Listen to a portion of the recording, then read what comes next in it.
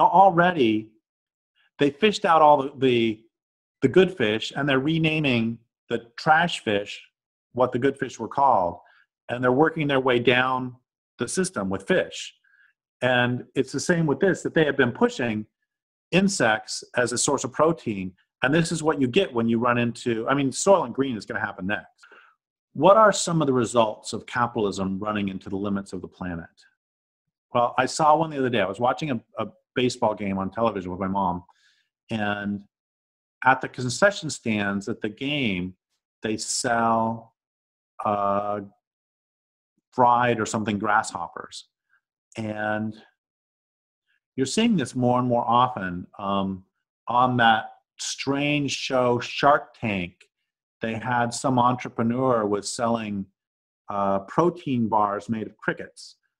And I think this is all fine. I mean, if you're going to eat meat, then insect meat is just another animal, which doesn't alter the fact that this is a completely predictable result of running into the limits of the planetary limits, because what capitalism does is exploit every niche it can. I'm going to back up a little bit.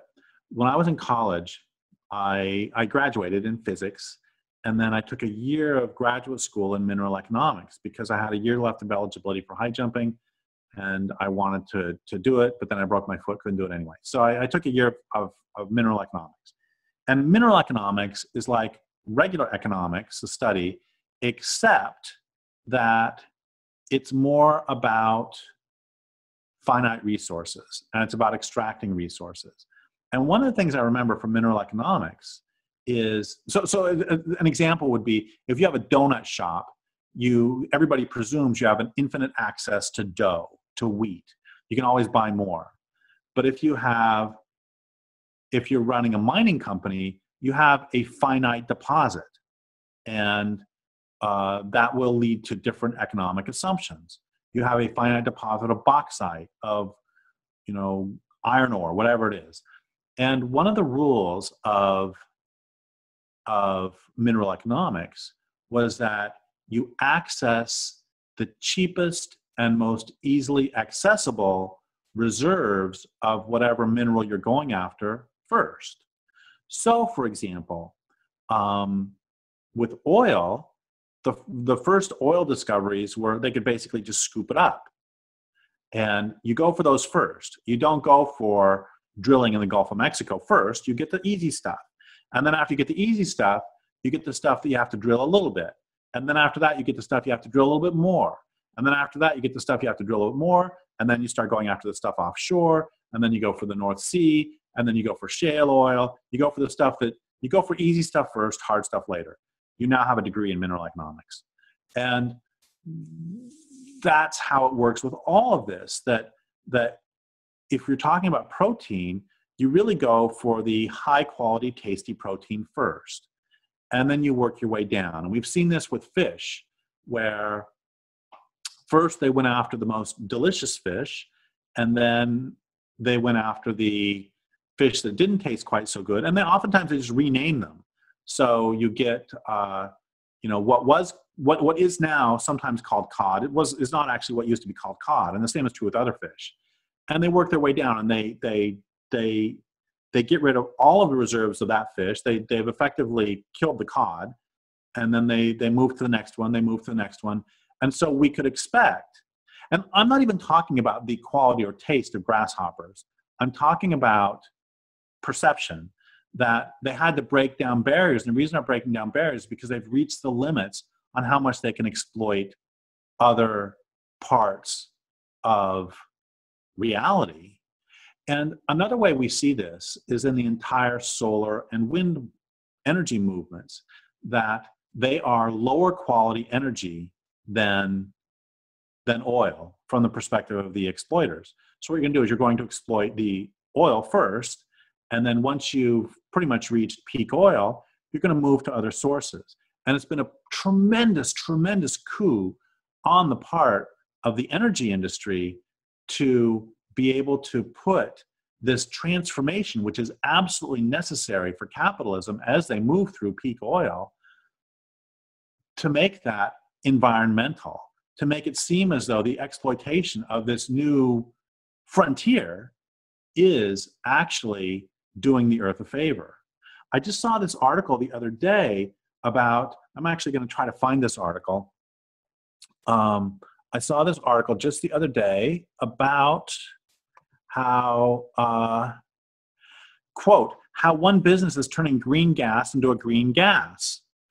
From the rugged Scottish Highlands to the rolling hills of Cotswolds, the UK is dotted with acres of lush green land. Now one green energy business is looking to harness the potential of grass and turn it into a gas. A few years ago, we discovered that we could make gas from organic sources and pump it into the gas grid just the same as we do with green electricity.